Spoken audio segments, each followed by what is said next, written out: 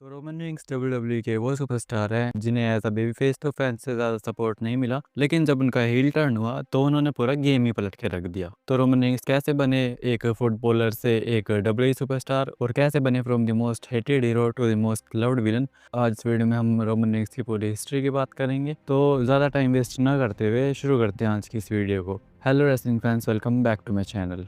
तो Roman Reigns का असली नाम है लियाटी जोसेफ एनोआई और उनका बर्थ हुआ था 25 में 1985 को फ्लोरिडा में। रोमन काफ़ी बड़े समवन रेसलिंग डायनेस्टी का हिस्सा है। इस फैमिली ने डब्ल्यूई को मल्टीपल लेजेंड्स दिए हैं, जैसे द रॉक, योकोजुना, रिकिशी और द वाइल्ड समवंस। रोमन के फादर सीका एनोआई और अंकल आफा एनोआई दोनों डब्ल्यूई के टैग टीम लेजेंड्स थे। रेसलिंग उनकी फैमिली के डीएनए में है, लेकिन रोमन का इनिशियल फोकस रेसलिंग नहीं, फुटबॉल था। उन्होंने अपने बचपन से ही स्पोर्ट्स में काफ़ी इंटरेस्ट दिखाया। रोमन ने अपना फोकस फुटबॉल पर रखा और कॉलेज लेवल पर जॉर्जिया इंस्टीट्यूट ऑफ टेक्नोलॉजी के लिए खेला। डिफेंसिव टैकल पोजीशन में उन्होंने काफ़ी अच्छा परफॉर्म किया। उनका एनएफएल में एंट्री का सपना था, लेकिन इंजरीज ने उनका करियर को पॉज कर दिया। रोमन ने मिनेसोटा वाइकिंग्स और जैक्सनविल जैगुआर्स के साथ ब्रीफली साइन किया, लेकिन उन्हें रिलीज कर दिया गया। फुटबॉल करियर खत्म होने के बाद रोमन लाइफ में नए ऑप्शंस ढूंढने लगे। फुटबॉल का सपना छोड़ने के बाद रोमन ने अपनी फैमिली लेगेसी को कंटिन्यू करने का सोचा और डब्ल्यूडब्ल्यूई के डेवलपमेंटल प्रोग्राम में शामिल हो गए। 2010 में उन्होंने डब्ल्यूडब्ल्यूई के साथ कॉन्ट्रैक्ट साइन किया और फ्लोरिडा चैंपियनशिप रेसलिंग यानी कि एफसीडब्ल्यू में अपना ट्रेनिंग शुरू किया। 2010 में रोमन रिंग्स ने अपना इंडिंग नेम लीकी रखा और एफसीडब्ल्यू में डेब्यू किया। इस टाइम पर उनका फोकस इंडिंग स्किल्स को पॉलिश करने पर था। लीकी एक यंग पावर हाउस थे जिनका लुक और स्टाइल काफ़ी अलग था। उनके शुरुआती मैचेस ने उनका पोटेंशियल दिखा, लेकिन उनका कैरेक्टर अभी डेवलप नहीं हुआ था। उन्होंने एफसीडब्ल्यू के रोस्टर के बड़े स्टार्स के अगेंस्ट कम्पीट किया, जैसे सेथ रॉलिंस, डीन एम्ब्रोज और बिगी। इन मैचेस के थ्रू उन्होंने अपने पावर बेस्ड स्टाइल को रिफाइन किया। फैंस के लिए लीकी एक नाम था जो सिर्फ रिंग में अपना रो टैलेंट दिखाता था, लेकिन पर्सनैलिटी की कमी थी। 2012 में लीकी के करियर का पहला बड़ा मोमेंट आया। उन्होंने एफसीडब्ल्यू टैग टीम चैंपियनशिप जीती। ये उनका पहला चैंपियनशिप विन था और डब्ल्यूडब्ल्यूई ने उनके अंदर एक फ्यूचर स्टार देखा। ये चैंपियनशिप विक्ट्री सिर्फ एक टाइटल नहीं थी, बल्कि उनका कॉन्फिडेंस बढ़ाने का एक मीडियम था। रोमन ने प्रूव किया कि वो एक रिलायबल टीम प्लेयर है जो बड़ा इम्पैक्ट डाल सकते हैं। 2012 में डब्ल्यूडब्ल्यूई ने एफसीडब्ल्यू को रीब्रांड करते हुए एनएक्सटी इंट्रोड्यूस किया, जहां नए सुपरस्टार्स को उनका कैरेक्टर रिफाइन करने का मौका दिया गया। इसी रीब्रांडिंग के दौरान लीकी का नाम चेंज करके रोमन रिंग्स रखा गया। डब्ल्यूडब्ल्यूई की क्रिएटिव टीम ने उनके समोन हेरिटेज और अग्रेसिव लुक को हाईलाइट करते हुए उनका एक स्टाइलिश येट डोमिनेंट पर्सोना बनाया। एनएक्सटी में उन्होंने अपने पावर हाउस स्टाइल के साथ एक कैरिज्मेटिक पर्सनैलिटी डेवलप करना शुरू किया। रोमन की लुक और इन-रिंग प्रेजेंस डब्ल्यूडब्ल्यूई की मेन रोस्टर के लिए रेडी थी। रोमन रिंग्स का एफसीडब्ल्यू या फिर कह सकते हैं एनएक्सटी के सफर एक प्रूफ था कि वो डब्ल्यूडब्ल्यूई के मेन रोस्टर के लिए परफेक्ट कैंडिडेट थे। डब्ल्यूडब्ल्यूई क्रिएटिव टीम ने उनका डेब्यू केयरफुली प्लान किया और उन्हें सेथ रॉलिंस और डीन एम्ब्रोस के साथ द शील्ड फैक्शन का हिस्सा बनाया। 2012 की सर्वाइवर सीरीज में द शील्ड का डेब्यू होता है। द शील्ड का एंट्रेंस हिस्टोरिक था, जब उन्होंने सीएम पंक की हेल्प की और रायबैक को अनाउंसर डेस्क के थ्रू द शील्ड का पहला ट्रिपल पावर बॉम्ब लगाया और उन्होंने अपनी पावरफुल प्रेजेंस से सबको शॉक कर दिया। द शील्ड का मेन पर्पस था जस्टिस डिलीवर करना, और वो सिर्फ डब्ल्यूई सुपरस्टार्स के लिए ही नहीं बल्कि हर एक डब्ल्यूई फैन के लिए एक नई रेवोल्यूशन लेके आए। रोमन का रोल सबसे ज़्यादा इम्पैक्टफुल था। वो पावरफुल और रूथलेस थे जो अपोजिशन को 1 मिनट के अंदर डिस्ट्रॉय कर देते थे। सर्वाइवर सीरीज के बाद द शील्ड का मिशन क्लियर था। डब्ल्यूडब्ल्यूई में जो इनजस्टिस हो रहा था उसे खत्म करना। रोमन रिंग्स और उनके टीममेट्स सेथ रॉलिंस और डीन एम्ब्रोस ने कई प्रोमिनेंट डब्ल्यूई सुपरस्टार्स को टारगेट किया। उन्होंने डब्ल्यूई को शो किया कि वो किसी भी चीज़ के लिए तैयार है। द शील्ड का पहला फ्यूड था रायबैक के अगेंस्ट। वो सर्वाइवर सीरीज के बाद से उनके साथ फ्यूड कर रहे थे, जहां उन्होंने रायबैक को हर तरह से अटैक किया और मैच को अपने फेवर में रखने के लिए कोई भी टैक्टिक्स अपनाई। 2013 में द शील्ड की राइवलरी काफी एपिक बन गई, जब उन्होंने जॉन सीना, शेमस और रायबैक के अगेंस्ट एलिमिनेशन चेंबर मैच में टैग टीम में एक्शन किया।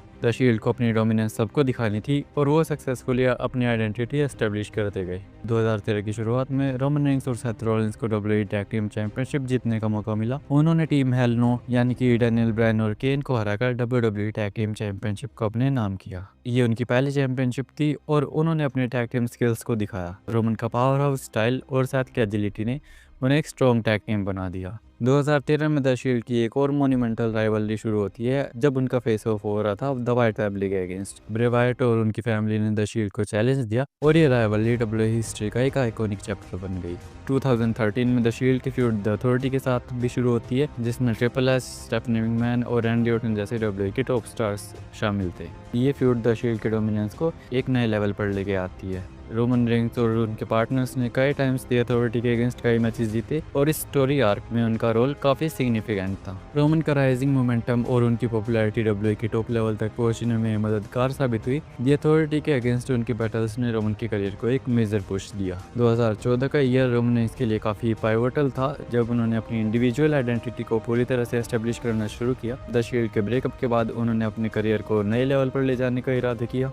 सेथ रॉलिंस के बिट्रेयल के बाद रोमन रेंस का कैरेक्टर पूरी तरह से चेंज हो गया। द शील्ड का ब्रेकअप सिर्फ रोमन के लिए नहीं बल्कि डब्ल्यूई यूनिवर्स के लिए भी शॉकिंग था। रोमन को अब अपने इंडिविजुअल स्ट्रेंथ और पर्सोना को शोकेस करने का मौका मिला। रोमन ने अपने सोलो जर्नी की शुरुआत की और अपनी पावर बेस्ड स्टाइल को रिफाइन किया। 2014 रोमन रेंस के लिए एक ब्रेक थ्रू ईयर था। द शील्ड के ब्रेकअप के बाद उन्होंने अपने करियर को इंडिविजुअल स्टार्स के लेवल तक रीच किया। 2015 में रोमन रेंस की जर्नी और भी चैलेंजिंग हो गई, लेकिन उस साल ने उनको अपने करियर में कई माइलस्टोन्स अचीव करने का मौका दिया। रोमन ने 2015 के रॉयल रंबल मैच में अपनी पावर और इन रिंग एग्रेशन को शोकेस किया। उन्होंने कई सुपरस्टार्स को एलिमिनेट किया। रोमन की विक्ट्री के बाद उनको बूइंग और मिक्स्ड रिएक्शंस मिले क्योंकि फैंस की एक्सपेक्टेशंस अलग थी और उन्होंने कई सुपरस्टार्स के लिए चीयर किया जो रोमन से ज़्यादा पॉपुलर थे। डब्ल्यूई यूनिवर्स को लग रहा था कि रोमन को ये विक्ट्री इस वक्त नहीं मिलनी चाहिए थी और फैंस ने अपनी फ्रस्ट्रेशन को रोमन के अगेंस्ट एक्सप्रेस किया। रेसलमेनिया 31 के लिए रोमन को ब्रोक लेसनर के साथ वर्ल्ड हेवीवेट चैंपियनशिप मैच में कम्पीट करने का मौका मिला। ये मैच रोमन के करियर का सबसे बड़ा मैच बन गया था उस टाइम पे क्योंकि ब्रोक लेसनर डब्ल्यूडब्ल्यूई के टॉप सुपरस्टार थे और रोमन को अपने करियर का सबसे बड़ा चैलेंज फेस करना था। रोमन ने रेसलमेनिया 31 में ब्रोक लेसनर के अगेंस्ट अपनी पावर और रेजिलियंस को दिखाया। मैच बहुत ब्रूटल था और रोमन ने लेसनर को कई बार नियर फॉल्स पर डाला, लेकिन उनका मैच उनके लिए एक ट्विस्ट लेकर आया जब सेथ रॉलिंस ने अपना money in the bank contract cash in करते हुए उनके मूवमेंट को चुरा लिया। रोमन रेंस ने अपनी पूरी स्ट्रेंथ दिखाई, लेकिन ये मैच सेथ रॉलिंस के इंटरफेरेंस के बाद एक अनएक्सपेक्टेड फिनिश के साथ खत्म हो गया जब रॉलिंस ने डब्ल्यूई वर्ल्ड हेवीवेट चैंपियनशिप जीत ली। 2015 में रोमन ने अपनी पहली डब्ल्यूई वर्ल्ड हेवीवेट चैंपियनशिप भी जीती, सर्वाइवर सीरीज में अपने फॉर्मर बड़ी डीन एम्ब्रोस को हराकर। लेकिन उनका टाइटल लेन ज्यादा टाइम नहीं टिक पाया क्योंकि शेमस ने यहाँ पर अपना money in the bank briefcase cash in किया और रोमन का मोमेंट उनसे छीन लिया। लेकिन कुछ दिनों बाद रोमन ने रो के एक एपिसोड में शेमस को हराकर अपने टाइटल को रीगेन किया। 2015 ने रोमन रेंस को एक प्रूवन सुपरस्टार के रूप में एस्टेब्लिश कर दिया। उन्होंने कई राइवलरीज में अपनी पावर और रेजिलियंस को दिखाया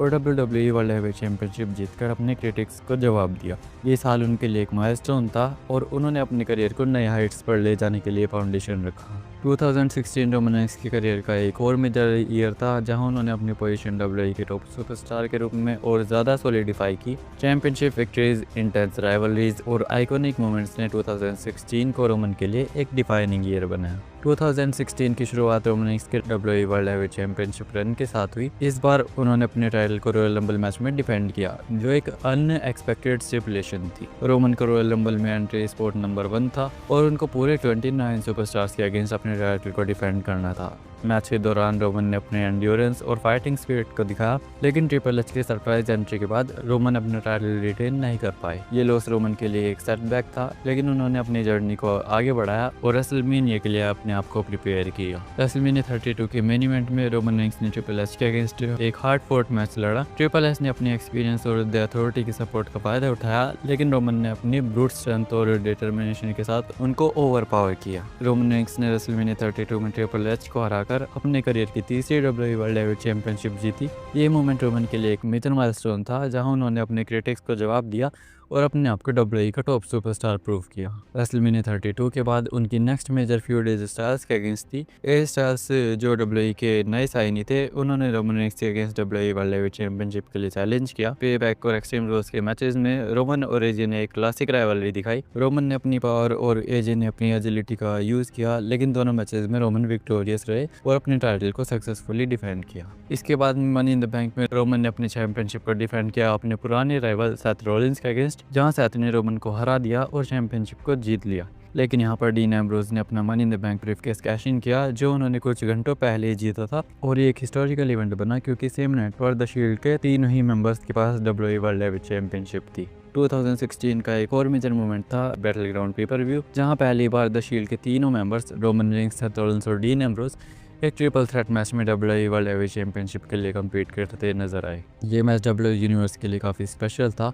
रोमन साथ और डीन की केमिस्ट्री और राइवलरी काफ़ी इंटेंस थी, लेकिन डीन एम्ब्रोज ने यहाँ पर मैच जीतकर अपने टाइटल को रिटेन किया। इसके बाद उन्होंने WWE के ब्रांड न्यू चैंपियनशिप यानी कि यूनिवर्सल चैंपियनशिप को चेज किया, लेकिन वो इस चैंपियनशिप को नहीं जीत पाए। 2016 के सेकंड हाफ में रोमन रेंस ने WWE United States championship scene में एंट्री की। उनके राइवलरी रुसेव के साथ काफ़ी हिटेड थी, जो टाइटल के रेनिंग चैंपियन थे। क्लैश ऑफ चैंपियंस 2016 में रोमन रेंस ने रुसेव को हराकर अपने करियर की पहली यूनाइटेड स्टेट्स चैंपियनशिप जीती। ये विन उनके करियर का एक नया चैप्टर था, जहां उन्होंने अपने आप को सिर्फ एक वर्ल्ड टाइटल कंटेंडर ही नहीं बल्कि एक वर्सेटाइल चैंपियन के रूप में दिखाया। ईयर के एंड तक रोमन रेंस ने केविन ओवेंस के साथ WWE यूनिवर्सल चैंपियनशिप के लिए अपनी राइवलरी शुरू की। ये फ्यूड काफ़ी पर्सनल और इंटेंस थी, जहां रोमन ने अपने फ्यूचर टाइटल रन्स के लिए ग्राउंड वर्क रखा। और इसी फ्यूड में हुए एक हैंडीकैप मैच में जेरिको और ओवेंस ने रोमन को हरा दिया और जेरिको बन गए नए यूनाइटेड स्टेट्स चैंपियन। 2017 की शुरुआत रोमन रेंस की यूनिवर्सल चैंपियनशिप परस्यूट के साथ हुई। उनकी फ्यूड केविन ओवेंस के साथ काफ़ी इंटेंस थी और रॉयल रंबल 2017 में दोनों का मैच यूनिवर्सल चैंपियनशिप के लिए सेट हुआ। इस मैच में जेरिको रिंग के ऊपर एक शार्क केज में लुक रहे थे और इस मैच में हमें ब्रॉन स्ट्रोमन की इंटरफेरेंस देखने को मिली, जिसकी वजह से रोमन ये मैच नहीं जीत पाए। इसके बाद उन्होंने सेम नाइट पर रॉयल रंबल मैच में एंटर किया और यहाँ पर उन्होंने अंडरटेकर को एलिमिनेट किया, जिसने इनकी रेसलमेनिया फ्यूड के सीड्स को प्लांट किया। लेकिन इसी बीच रोमन की फ्यूड ब्रॉन स्ट्रोमन के साथ स्टार्ट हुई। दोनों सुपरस्टार्स की राइवलरी काफ़ी पर्सनल और फिजिकल थी। ब्रॉन स्ट्रोमन और रोमन रेंस के बीच हर मैच एक बैटल ऑफ स्ट्रेंथ होती थी। रोमन ने अपनी स्पीड और पावर का यूज़ किया, जबकि ब्रॉन ने अपनी रॉ स्ट्रेंथ और साइज एडवांटेज का फायदा उठाया। फास्टलेन 2017 में रोमन ने ब्रॉन स्ट्रोमन को डिफीट किया, जो उनके करियर की एक बड़ी विन थी।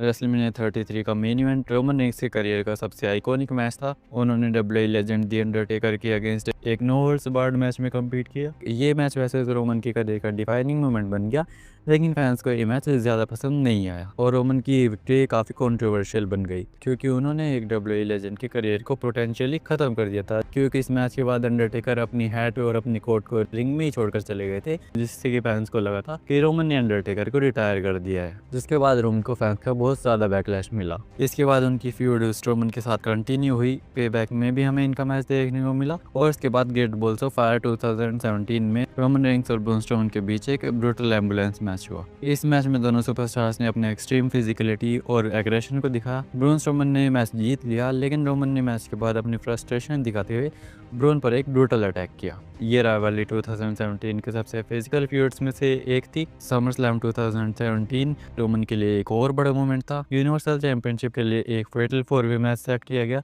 जिसमें Roman Reigns, broke Lesnar, Braun Strowman और समोआ जो थे। ये मैच WWE यूनिवर्स के लिए एक ब्लॉकबस्टर था। रोमन की परफॉर्मेंस काफ़ी स्ट्रॉन्ग थी, लेकिन ब्रोक लेसनर ने यहाँ पर रोमन को पिन कर अपने टाइटल को सक्सेसफुली रिटेन किया। 2017 के एंड तक रोमन रेंस की एक और मेजर स्टोरी लाइन शुरू हुई और इसमें उनकी फ्यूड हुई द मिज बोर्डलेस और कर्टिस एक्सेल के अगेंस्ट, और इसी स्टोरी लाइन के चलते हमें द शील्ड का रियूनियन देखने को मिला। द शील्ड का रियूनियन WWE यूनिवर्स के लिए एक नॉस्टैल्जिक मोमेंट था। शील्ड ने सर्वाइवर सीरीज और TLC जैसे इवेंट्स में अपना डोमिनेंस दिखा। नवंबर 2017 में रोमन रेंस ने अपने करियर का एक और माइलस्टोन अचीव किया। उन्होंने द मिज को रो के एक एपिसोड में हराकर अपनी पहली इंटरकॉन्टिनेंटल चैंपियनशिप जीती। उन्होंने अपने टाइटल रेन के दौरान कई हाई क्वालिटी मैचेस डिलीवर किए और अपने आप को एक फाइटिंग चैंपियन के रूप में एस्टेब्लिश किया। रोमन ने 2018 की शुरुआत इंटरकॉन्टिनेंटल चैंपियन के रूप में की, लेकिन द मिज उनके सबसे बड़े चैलेंजर बन गए और रॉयल रंबल से पहले उन्होंने रोमन के अगेंस्ट अपना फोकस सेट किया। जनवरी के एक रो एपिसोड में द मिज ने इंटरफेरेंस का फायदा उठाकर रोमन को हरा दिया और इंटरकॉन्टिनेंटल चैंपियनशिप जीत ली। रोमन ने अपने टाइटल को लूज कर दिया, लेकिन उन्होंने अपने आप को रॉयल रंबल और रेसलमेनिया के लिए रेडी किया। एलिमिनेशन चैम्बर 2018 एक मेजर इवेंट था, जिसमें रोमन रेंस का टारगेट था यूनिवर्सल चैंपियनशिप कंटेंडर बनना। मैच में Braun Strowman, Seth Rollins, Finn Balor, John Cena, alliance और द मिज भी शामिल थे। रोमन ने मैच जीता और रेसलमेनिया 34 के यूनिवर्सल चैंपियनशिप मैच के लिए क्वालिफाई किया। इस विन ने रोमन को एक और बार WWE के बिगेस्ट स्टेज पर लाकर खड़ा किया। रेसलमेनिया 34 के मेन इवेंट में रोमन रेंस का मैच ब्रोक लेसनर के अगेंस्ट यूनिवर्सल चैंपियनशिप के लिए हुआ। रेसलमेनिया 34 का मैच ब्रूटल था, जिसमें ब्रोक लेसनर ने कई सुप्लेक्सेस और F5s का यूज किया। रोमन ने अपना रेजिलियंस दिखा, लेकिन उनको डिफीट का सामना करना पड़ा और ब्रोक लेसनर ने अपने टाइटल को रिटेन किया। रेसलमेनिया के बाद रोमन और ब्रोक का रीमैच सऊदी अरेबिया के ग्रेटेस्ट रॉयल रंबल इवेंट में स्टील केज मैच के फॉर्म में हुआ। मैच में कई ब्रूटल मोमेंट्स थे, लेकिन एक कंट्रोवर्शियल एंडिंग ने यूनिवर्सल चैंपियनशिप को ब्रोक के पास ही रखा। रखा। रोमन टेक्निकली मैच जीत गए थे, लेकिन रेफरी के डिसीजन की वजह से ब्रॉक लेसनर को विनर डिक्लेयर किया गया। ये कंट्रोवर्सी ने रोमन के फैंस और डब्ल्यू यूनिवर्स में काफ़ी डिस्कशन क्रिएट किया। रेसलमेनिया और ग्रेटेस्ट रॉयल रंबल के बाद रोमन का next major feud Samoa Joe के साथ हुआ। दोनों सुपरस्टार्स के बीच काफ़ी पर्सनल राइवलरी थी, जो कई रॉ और पेपर व्यू मैचेस तक चली। बैकलैश 2018 के मेन इवेंट में रोमन और जो का इंटेंस मैच हुआ। रोमन ने अपनी पावर और स्ट्रेटजी का यूज़ करते हुए समोआ जो को डिफीट किया और अपने मोमेंटम को रिबिल्ड किया। समर के टाइम पर रोमन ने इसकी राइवलरी बॉबी लैशली के अगेंस्ट शुरू हुई। ये फ्यूड काफ़ी फिजिकल थी, जिसमें दोनों सुपरस्टार्स अपने डोमिनेंस को प्रूव करना चाहते थे। एक्सट्रीम रूल्स 2018 में बॉबी लैशली ने रोमन को हरा दिया, लेकिन रोमन ने अपनी रिडेम्पशन स्टोरी कंटिन्यू रखी और WWE यूनिवर्सल चैंपियनशिप के कंटेंडर बनने का रास्ता ढूंढा। समर स्लैम 2018 रोमन ने इसकी करियर का एक मेजर टर्निंग पॉइंट था। रोमन का मैच ब्रॉक लेसनर के अगेंस्ट यूनिवर्सल चैंपियनशिप के लिए सेट था। रोमन ने अपनी ब्रूट स्ट्रेंथ और स्पीड का यूज़ किया और ब्रॉक लेसनर को हराकर अपनी पहली यूनिवर्सल चैंपियनशिप जीती। ये मोमेंट रोमन के फैंस के लिए एक इमोशनल विक्ट्री थी, जो उनके रिलेंटलेस परस्यूट का रिवॉर्ड था। रोमन रेंस ने अपनी यूनिवर्सल चैंपियनशिप रेन के दौरान कई मैचेस जीते और अपने आप को एक फाइटिंग चैंपियन प्रूव किया, लेकिन उनका बिगेस्ट चैलेंज आना अभी बाकी था। अक्टूबर 22, 2018 एक बहुत ही सैड डेट बनी रोमन के फैंस के लिए। WWE यूनिवर्स के लिए एक शॉकिंग और हार्ट ब्रेकिंग मोमेंट आया। रोमन रेंस ने रोके एक इमोशनल सेगमेंट में अनाउंस किया कि उनको ल्यूकीमिया है और उन्हें यहाँ पर अपनी यूनिवर्सल चैंपियनशिप को वैकेट करना पड़ा। रोमन ने अपने फैंस और डब्ल्यू यूनिवर्स को थैंक यू कहा और प्रोमिस किया कि वो एक दिन ज़रूर वापस आएंगे। इस अनाउंसमेंट ने डब्ल्यू लोकल रूम और फैंस को डीपली इम्पैक्ट किया। 2019 रोमन रेंस की करियर का एक एक्स्ट्राऑर्डिनरी कमबैक का साल था। ल्यूकीमिया डायग्नोसिस के बाद रोमन का रिटर्न WWE यूनिवर्स के लिए एक इमोशनल और ट्रायम्फेंट मोमेंट बन गया। फरवरी 25, 2019 WWE यूनिवर्स के लिए एक स्पेशल दिन था। रोमन रेंस ने रॉ के एपिसोड में अपना रिटर्न अनाउंस किया और रिवील किया कि उनका ल्यूकीमिया रिमिशन में है। रोमन ने अपने फैंस और डब्ल्यू यूनिवर्स को उनकी सपोर्ट के लिए थैंक यू कहा। ये मोमेंट इमोशनल और इंस्पायरिंग था और इसने रोमन की कमबैक जर्नी का सिग्नल दिया। रोमन के रिटर्न के बाद डब्ल्यू ने एक और आइकॉनिक मोमेंट क्रिएट किया, द शील्ड का रियूनियन। सेथ रॉलिंस और डीन एम्ब्रोज ने रोमन के साथ मिलकर एक बार फिर अपना फैक्शन रिफॉर्म किया। फास्टलेन 2019 पेपर रिव्यू पर द शील्ड ने एक फाइनल टाइम एक साथ टीम अप किया। रोमन, सेथ और डीन ने ड्रू मैकिंटायर, बॉबी लैशली और बैरन कॉर्बिन के अगेंस्ट अपनी डोमिनेंस दिखाई। ये मैच एक ट्रिब्यूट था उनकी लेगेसी और ब्रदरहुड को। रोमन रेंस के रेसलमेनिया 35 का ओपोनेंट था ड्रू मैकिंटायर, जो उस टाइम एक डोमिनेंट फोर्स बन चुके थे। मैच काफी पर्सनल था क्योंकि ड्रू ने रोमन की कमबैक स्टोरी को बिलिटल करने की कोशिश की थी। रोमन ने अपनी स्ट्रेंथ और डिटर्मिनेशन दिखाई और ड्रू मैकिंटायर को स्पीयर देकर डिफीट किया। ये विक्ट्री रोमन के फैंस के लिए एक सेलिब्रेशन थी, जो उनके सक्सेसफुल कमबैक को सिंबलाइज करती है। पोस्ट रेसलमेनिया रोमन रेंस के फ्यूड शेन मैकमैन और अलायंस के साथ शुरू हुई। शेन ने अपनी अथॉरिटी का मिसयूज करते हुए रोमन को टारगेट किया। Money in the bank pay per view पर रोमन ने अलायंस को इजीली डिफीट किया, लेकिन शेन मैकमैन की इंटरफेरेंस की वजह से राइवलरी और ज्यादा पर्सनल बन गई। सुपर शोडाउन 2019 पर शेन मैकमैन ने रोमन को हराया थैंक्स टू ड्रू मैकिंटायर की इंटरफेरेंस, लेकिन रोमन ने इस राइवलरी को एक्सट्रीम रूल्स से कंटिन्यू रखा। एक्सट्रीम रूल्स 2019 के लिए एक ब्लॉकबस्टर मैच बुक किया गया। रोमन ने इसके साथ यहाँ पर टीम अप किया अंडरटेकर ने और इनका मैच सेटअप किया गया शेन मैकमैन और ड्रू मैकिंटायर के अगेंस्ट। ये मैच डब्ल्यू यूनिवर्स के लिए काफी स्पेशल था, जिसमें रोमन और दी अंडरटेकर ने अपनी केमिस्ट्री दिखाई और शेन और ड्रू को डिफीट किया। रोमन और टेकर का ये अलायंस एक यूनिक मोमेंट था जो फैंस के लिए अनफॉरगेटेबल बन गया। समर के टाइम पर रोमन रेंस का एक इंट्रिग्यूइंग स्टोरी लाइन शुरू हुआ। उन पर कई बार अननोन अटैकर्स ने बैकस्टेज अटैक किए जो काफी मिस्टीरियस थे। रोमन ने और डब्ल्यू यूनिवर्स ने स्पेकुलेट किया अटैकर्स कौन हो सकते हैं। बाद में रिवील हुआ कि एरिक रोवन इसके पीछे थे, जिन्होंने डैनियल ब्रायन के साथ मिलकर रोमन को टारगेट किया था। क्लैश ऑफ चैंपियंस 2019 पर रोमन ने एरिक रोवन के अगेंस्ट एक इंटेंस नो डिस्क्वालिफिकेशन मैच लड़ा।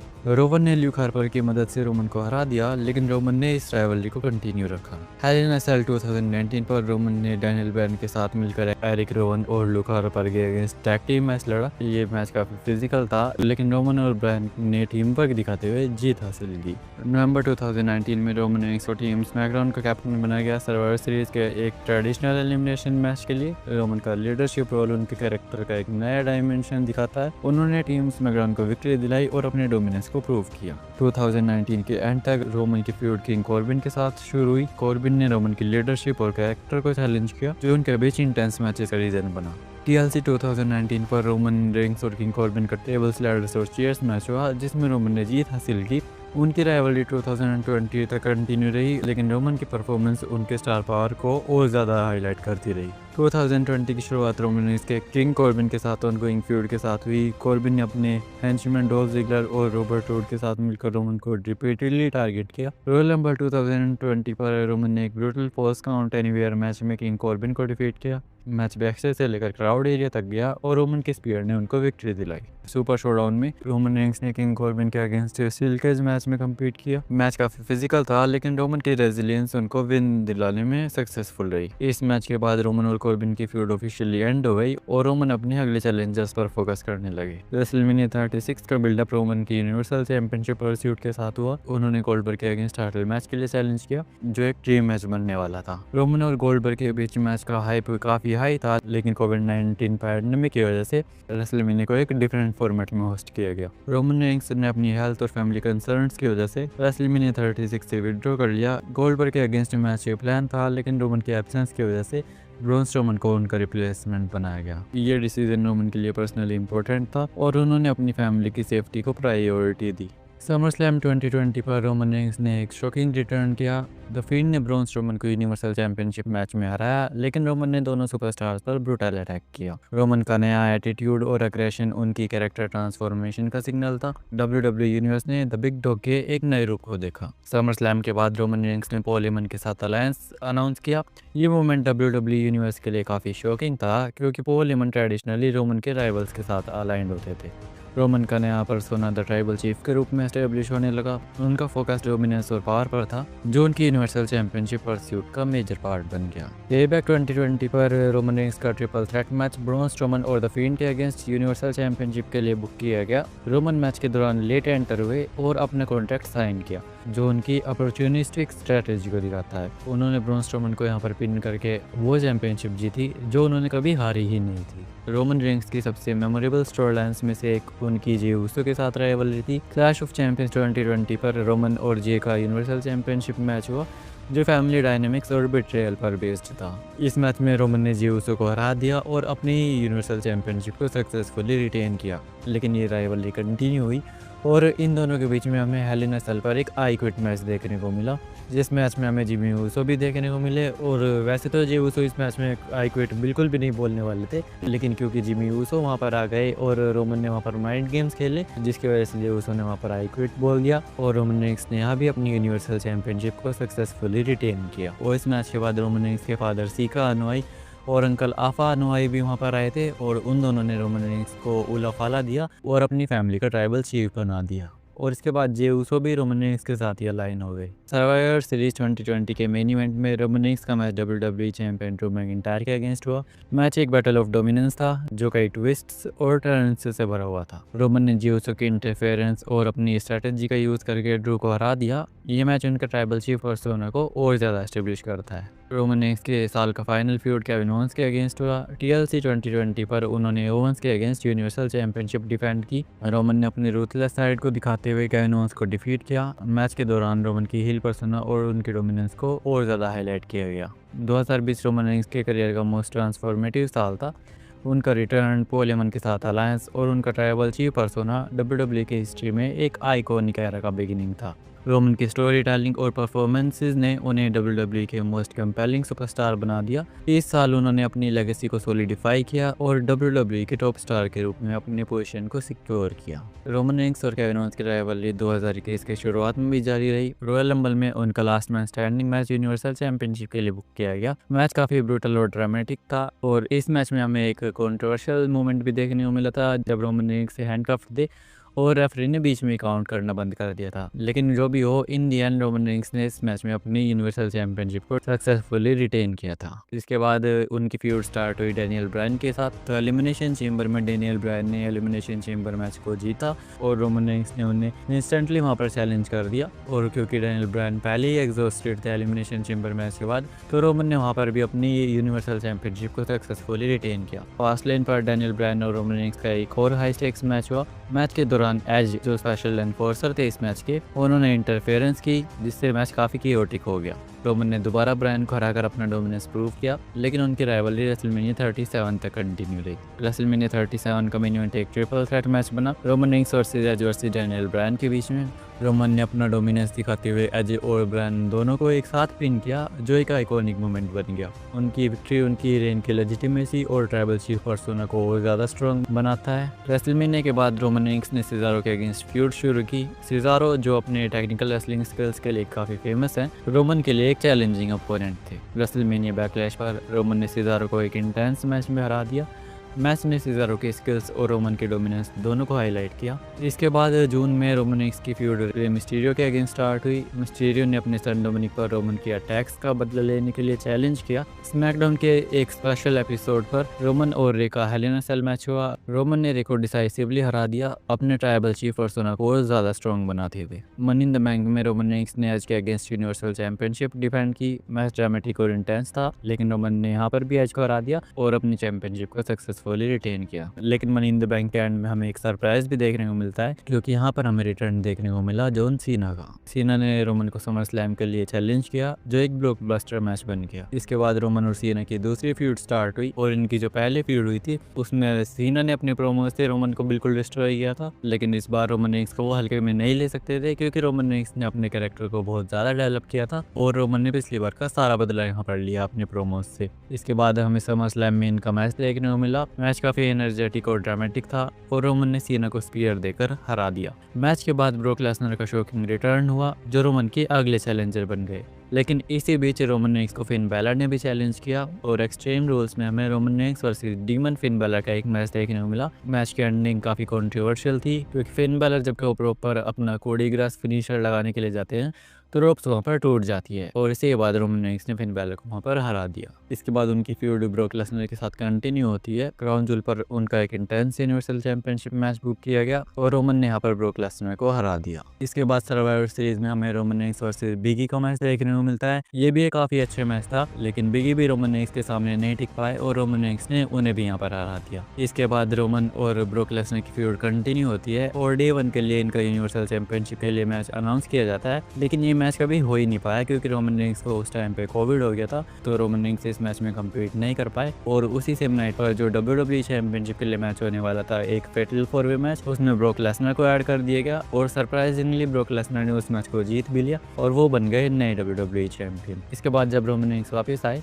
तो उनकी फ्यूड सेथ रोलिंस के साथ स्टार्ट होती है। रॉयल रंबल के लिए रोमन रेंस का अपोनेंट उनका farmer shield brother Seth Rollins थे। मैच काफ़ी पर्सनल था, जिसमें रोलिंस ने रोमन की हिस्ट्री को यूज़ करके उनके माइंडसेट को मैनिपुलेट किया। रोलिंस ने माइंड गेम्स के लिए शील्ड का थीम सॉन्ग और अटायर यूज़ किया, जिसने रोमन को और ज़्यादा ट्रिगर कर दिया। मैच इंटेंस था, लेकिन रोमन ने फ्रस्ट्रेशन में रोलिंस पर इलीगल चोकहोल्ड लगाया, जिसकी वजह से मैच डिस्क्वालिफिकेशन में एंड हो गया, और सेथ रोलिंस इस मैच को जीत गए। लेकिन चैंपियनशिप रोमन के पास ही रही। रोमन की एक्शंस उनके ट्राइबल चीफ पर्सोना की रूथलेस साइड को हाईलाइट करती है। उन्होंने सेथ पर ब्रूटल शेयर अटैक करके अपनी राइवलरी को और पर्सनल बना दिया, लेकिन ये राइवलरी इसके बाद कंटिन्यू नहीं हुई।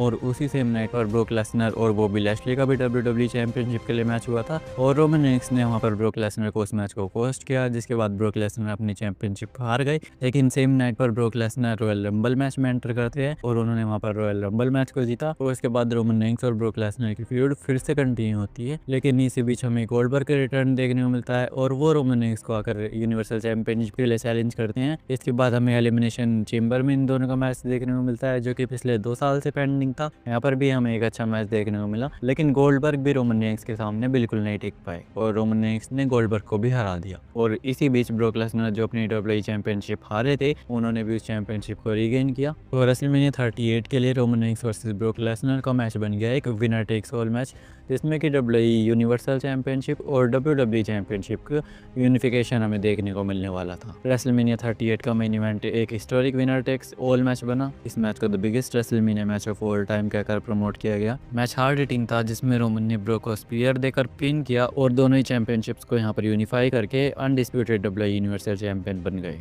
ये मोमेंट रोमन की लेगेसी का एक मेजर माइलस्टोन था, और उन्होंने अपने आप को एक dominant once in a lifetime superstar के रूप में एस्टेब्लिश किया। पोस्ट रेसलमेनिया रोमन रेंस ने ड्रू मैकिंटायर और RK ब्रो यानी कि रैंडी ऑर्टन और रिडल के अगेंस्ट फ्यूड शुरू की। इस राइवलरी ने ब्लड लाइन फैक्शन को और ज्यादा हाईलाइट किया। रेसलमेनिया बैकलैश पर रोमन ने द उसोस के साथ टीम अप करके मैकिंटायर और आरके ब्रो को हरा दिया। मैच ने ब्लड लाइन की यूनिटी और डोमिनेंस को शोकेस किया। रोमन रेंस का एक हाई स्टेक्स मैच रिडल के अगेंस्ट स्मैकडाउन के एक स्पेशल एपिसोड पर हुआ। रिडल ने उनकी यूनिवर्सल चैंपियनशिप के लिए चैलेंज किया, लेकिन रोमन ने स्फीयर देकर अपनी टाइटल को रिटेन किया। इसके बाद रोमन रेंस और ब्रोक लेसनर की फ्यूड फिर से कंटिन्यू हुई और समर स्लैम पर हमें रोमन रेंस और ब्रोक लेसनर का यूनिवर्सल चैंपियनशिप के लिए मैच देखने को मिलता है, लेकिन इस बार ये एक लास्ट मैन स्टैंडिंग मैच था। मैच काफी फिजिकल और ड्रामेटिक था। इस मैच में ब्रोक लेसनर अपने ट्रैक्टर को लेकर आए थे, उन्होंने रिंग को भी उठा दिया था, लेकिन ब्रोक लेसनर की सारी कोशिशों के बावजूद भी वो इस मैच को नहीं जीत पाए और रोमन रेंस ने यहाँ पर भी अपनी यूनिवर्सल चैंपियनशिप को सक्सेसफुली रिटेन किया। इसके बाद रोमन रेंस और ड्रू मैकिंटायर की फ्यूड हमें देखने को मिलती है। क्लैश एट द कासल पर रोमन रेंस ने ड्रू मैकिंटायर के अगेंस्ट यूनिवर्सल चैंपियनशिप डिफेंड की। मैच ड्रू के होम क्राउड के सामने हुआ, जिसमें उन्होंने रोमन को हराने की पूरी कोशिश की, लेकिन यहाँ पर सोलो सिकोआ के शॉकिंग डेब्यू और इंटरफेरेंस की वजह से रोमन ने मैच जीत लिया। इस विक्ट्री ने ब्लड लाइन फैक्शन को और ज्यादा पावरफुल बना दिया। इसके बाद सर्वाइवर सीरीज पर रोमन रेंस और ब्लड लाइन फैक्शन ने वॉर गेम्स मैच में पार्ट लिया। मैच के दौरान सैमी ज़ेन की लॉयल्टी काफी इंपॉर्टेंट स्टोरी लाइन थी। सैमी ज़ेन ने केविन ओवेंस को बिट्रे करके अपना लॉयल्टी रोमन और ब्लड लाइन के लिए प्रूव किया। मैच ने रोमन की लीडरशिप और ब्लड लाइन की यूनिटी को और ज्यादा स्पॉटलाइट किया। तो 2022 रोमन रेंस के करियर का एक और डिफाइनिंग ईयर था। अनडिस्प्यूटेड डब्ल्यूडब्ल्यूई यूनिवर्सल चैंपियन के रूप में उन्होंने अपने डोमिनेंस को अनप्रेसिडेंटेड लेवल तक ले गए। इस साल उनके मैचेस और राइवलरीज ने उनकी स्टोरी टेलिंग और इन रिंग एबिलिटीज को हाईलाइट किया और उन्होंने अपनी लेगेसी को और ज़्यादा लेजेंडरी बनाया।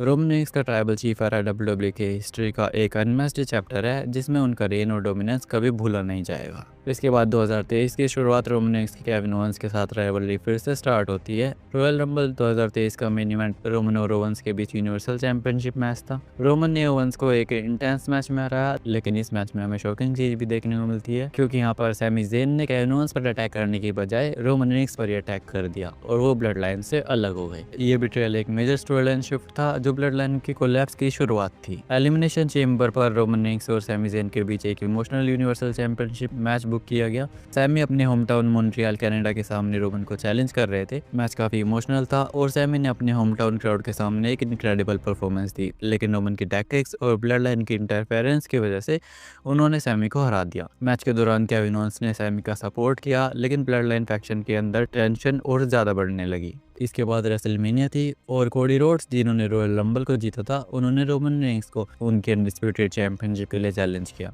और इसके बाद रेसलमेनिया 39 में हमें Roman Reigns versus Cody Rhodes का मैच देखने को मिलता है। मैच काफी ड्रामेटिक और इमोशनल था, लेकिन सोलो सिकोआ के इंटरफेरेंस और रोमन की स्ट्रेटेजी ने उन्हें यहाँ पर भी विक्ट्री दिलाई। रोमन ने अपने रेन को कंटिन्यू रखा। Post WrestleMania bloodline faction के अंदर प्रॉब्लम्स एस्केलेट होने लगी। दी यूसोस, जो रोमन के सबसे ट्रस्टेड अलाइज थे, उन्होंने रोमन की लीडरशिप स्टाइल को क्वेश्चन करना शुरू कर दिया। रोमन और यूसोस के बीच टेंशन बढ़ती गई। ये स्टोरी लाइन ब्लड लाइन की कोलैप्स की शुरुआत बन गई। नाइट ऑफ चैंपियंस 2023 पर रोमन रेंस ने सोलो सिकोआ के साथ टीम अप करके सैमी ज़ेन और केविन ओवेंस के against undisputed tag team championship के लिए मैच लड़ा। रोमन की इंटेंशन अपने डोमिनेंस को और ज्यादा प्रूव करनी थी। मैच के दौरान यहाँ पर जिमी यूसो ने रोमन रेंस पर अटैक कर दिया और ये मैच रोमन रेंस और सोलो सिकोआ हार गए। इसके बाद ब्लड लाइन की सिविल वॉर वाली स्टोरी लाइन स्टार्ट हुई। मनी इन द बैंक पर ब्लड लाइन फैक्शन के अंदर एक सिविल वॉर मैच हुआ। रोमन रेंस और सोलो सिकोआ ने दी यूसोस के अगेंस्ट टैग टीम मैच में पार्टिसिपेट किया। मैच के एक शॉकिंग एंड में दी यूसो ने रोमन रेंस को पिन किया, जो कि उनके ट्राइबल चीफ बनने के बाद पहली बार हुआ था। ये कई सालों में रोमन का फर्स्ट पिन फॉर लॉस बना। इस मूवमेंट ने डब्ल्यूडब्ल्यूई यूनिवर्स को स्टर्न कर दिया और ब्लड लाइन के ब्रेकअप को सीमेंट कर दिया। इसके बाद हमें रोमन रेंस और जी यूसो की फ्यूड फिर से देखने को मिलती है। समर स्लैम पर रोमन रेंस और जी यूसो का ट्राइबल कॉम्बैट मैच बुक किया गया। मैच काफी पर्सनल था, जिसमें ब्लड लाइन की लीडर बनने की स्टेक्स थी। यहाँ पर भी हमें एक बहुत ही हार्ड हिटिंग मैच देखने को मिला, लेकिन इस मैच का सबसे शॉकिंग मोमेंट तब आया जब यहाँ पर जिमी यूसो ने जे यूसो पर ही अटैक कर दिया और रोमन रेंस ने यहाँ पर जे यूसो को हरा दिया और अपनी अनडिस्प्यूटेड डब्ल्यूडब्ल्यूई चैंपियनशिप को सक्सेसफुली रिटेन किया। इसके बाद अक्टूबर के दौरान रोमन रेंस ने एलए नाइट के against universal championship feud start की। एलए नाइट की पॉपुलैरिटी रैपिडली ग्रो हो रही थी और उन्होंने रोमन को चैलेंज करके डब्ल्यूडब्ल्यूई यूनिवर्स को एक्साइट कर दिया। रोमन ने एलए नाइट को क्राउन जूल पर हरा दिया, लेकिन मैच के बाद फैंस रोमन के रेन को चैलेंज करने वाले नए सुपरस्टार्स के लिए और ज़्यादा एक्साइटेड हो गए। 2023 के एंड तक bloodline faction officially crumble हो चुकी थी। रोमन रेंस अपने ट्राइबल चीफ स्टेटस के साथ डोमिनेंट थे। 2023 रोमन के करियर का एक कॉम्प्लेक्स साल था जिसमें उनका डोमिनेंस कंटिन्यू रहा।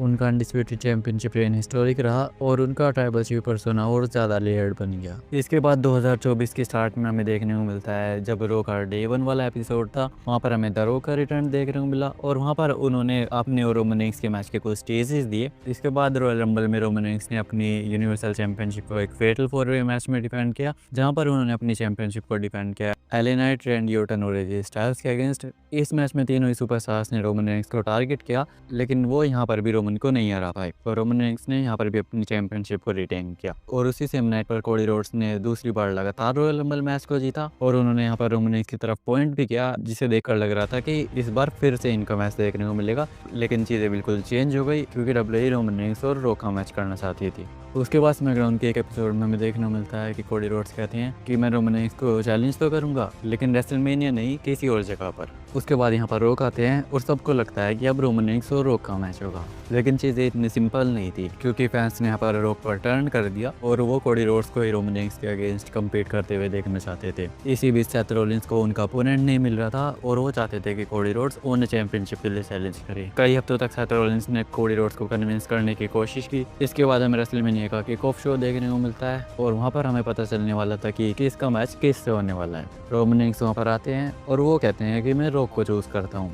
जिसके बाद ये कन्फर्म ही लग रहा था कि रोमन रेंस का मैच रॉक के साथ होगा। लेकिन कोडी रोड्स यहाँ पर निकल कर आते हैं और वो यहाँ पर आकर कहते हैं कि मैंने रॉयल रंबल मैच को जीता है और मैं अपना अपोनेंट चूज करूंगा और उन्होंने यहाँ पर रोमन रेंस को चूज किया। यहाँ पर हमें कुछ हेटेड मोमेंट्स भी देखने को मिले और यहाँ से रॉक और कोडी रोड्स की स्टोरी लाइन भी स्टार्ट हो गई। कोडी रोड्स की कुछ बातें रॉक को पसंद नहीं आई और रॉक ने यहाँ पर कोडी रोड्स को स्लैप भी कर दिया। इसके बाद इन सब चीज़ों ने लीड किया एक टैग टीम मैच की तरफ, जिसके बाद हमें रेसलमेनिया की नाइट 1 के मेन इवेंट में देखने को मिला रोमन रेंस और the rock versus Cody Rhodes and Seth Rollins का मैच। ये एक बहुत ही क्लासिक मैच था और डब्ल्यूई हिस्ट्री के सबसे बेस्ट टैग टीम मैचेस में से एक बना। और इस मैच की स्टिपुलेशन भी थी कि अगर रोमन रेंस और रॉक इस मैच को जीत जाते हैं तो नाइट 2 पर जो रोमन रेंस और कोडी रोड्स का मैच होगा वो ब्लड लाइन रूल्स मैच होगा। और ऐसा हुआ भी, रोमन रेंस और रॉक ने यहाँ पर कोडी रोड्स और सेथ रॉलिंस को हरा दिया। इसके बाद नाइट 2 पर हमें रोमन रेंस और कोडी रोड्स का मैच देखने को मिलता है। ये मैच भी डब्ल्यूई की हिस्ट्री का one of the best match बना। इस मैच में हमें कई लेजेंड्स की इंटरफेरेंस भी देखने को मिली, जैसे कि John Cena, the rock, Undertaker और ब्लड लाइन के सुपरस्टार्स की भी इन्वॉल्वमेंट इस मैच में थी।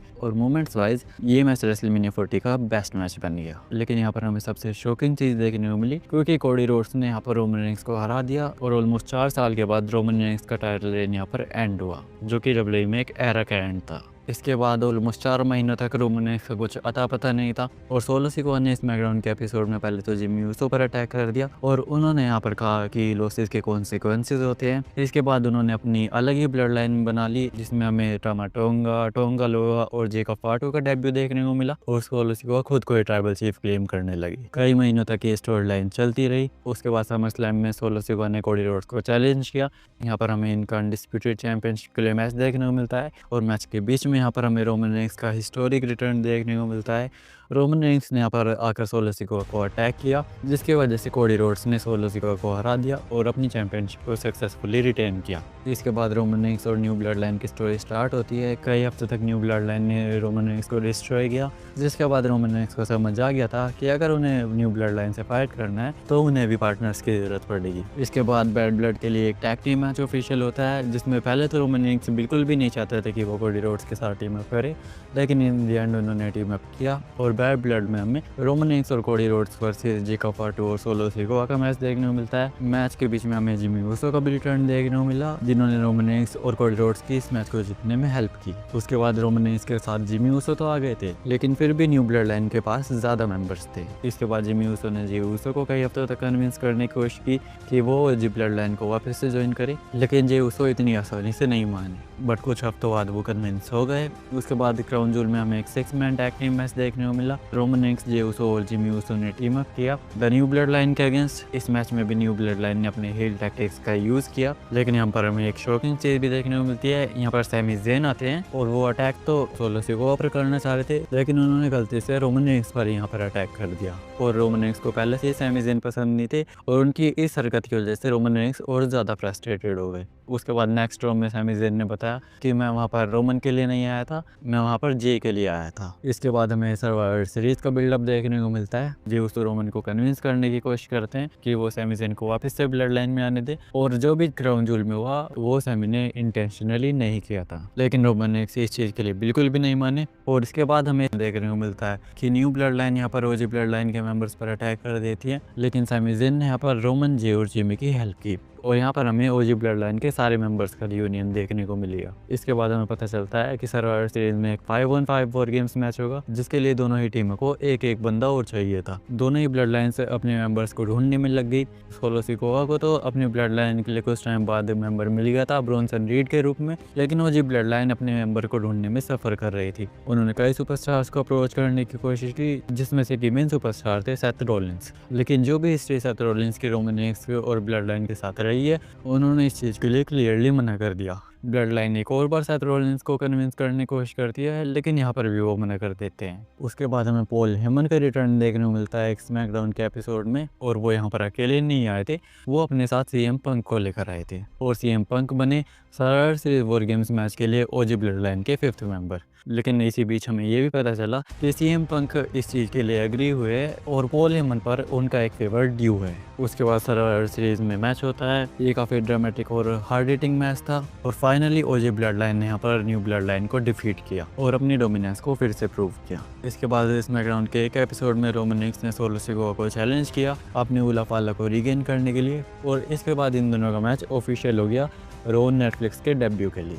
उसके बाद 2025 यानी कि इसी साल की शुरुआत के पहले रो के एपिसोड में, जो कि रो का नेटफ्लिक्स पर प्रीमियर एपिसोड था, वहाँ पर हमें रोमन रेंस और सोलो सिकोआ का ट्राइबल कॉम्बैट मैच देखने को मिलता है, और जो भी इस मैच को जीतता वो बन जाता दी ओनली ट्राइबल चीफ। ये काफ़ी हार्ड हिटिंग मैच था, और क्योंकि एक ट्राइबल कॉम्बैट मैच था तो यहाँ पर डिस्क्वालिफिकेशंस तो थी नहीं, तो इस मैच में हमें वेपन्स का यूज़ भी देखने को मिला। इस मैच के बीच में हमें केविन ओवेंस की भी इंटरफेरेंस देखने को मिली और उन्होंने रोमन रेंस पर अटैक किया। उसके बाद सोलो ने रोमन पर अटैक भी किया, लेकिन रोमन ने वहाँ पर किक आउट कर दिया और इन दी एंड रोमन रेंस ने यहाँ पर सोलो सिकोआ को हरा दिया और अपने उला फाला और ट्राइबल चीफ के टैग को रिक्लेम किया और वो बन गए the only tribal chief. Match के बाद हमें एक और शॉकिंग चीज़ देखने को मिली। रोक यहाँ पर निकल कर आते हैं और ऐसा लग रहा था कि रोक यहाँ पर रोमन पर अटैक कर सकते हैं, लेकिन यहाँ पर हमें बिल्कुल उल्टी चीज़ देखने को मिली। वो यहाँ पर आए, उन्होंने रोमन को कॉन्ग्रेचुलेट किया और खुद अपने हाथों से रोमन को उला फाला पहनाई। उन्होंने यहाँ पर रोमन के साथ हैंडशेक और हग भी किया। और इसके बाद रोमन रेंस हमें अभी तक डब्ल्यूडब्ल्यूई टेलीविजन पर देखने को नहीं मिले हैं। तो ये थी रोमन रेंस की अब तक की कंप्लीट जर्नी। और इस वीडियो को एंड करते हुए मैं सिर्फ एक ही बात बोलना चाहूँगा, that I have always acknowledge Roman Reigns and I will forever acknowledge Roman Reigns. और अगर आपको ये वीडियो पसंद आई हो तो इस वीडियो को लाइक करना, कमेंट करके ज़रूर बताना कि रोमन रेंस के पूरी जर्नी का कौन सा पार्ट आपका फेवरेट है, और चैनल को सब्सक्राइब करना मत भूलना। और अपने ट्राइबल चीफ रोमन रेंस को एक्नॉलेज करते हुए ख़त्म करते हैं आज के इस वीडियो को। Thanks for watching.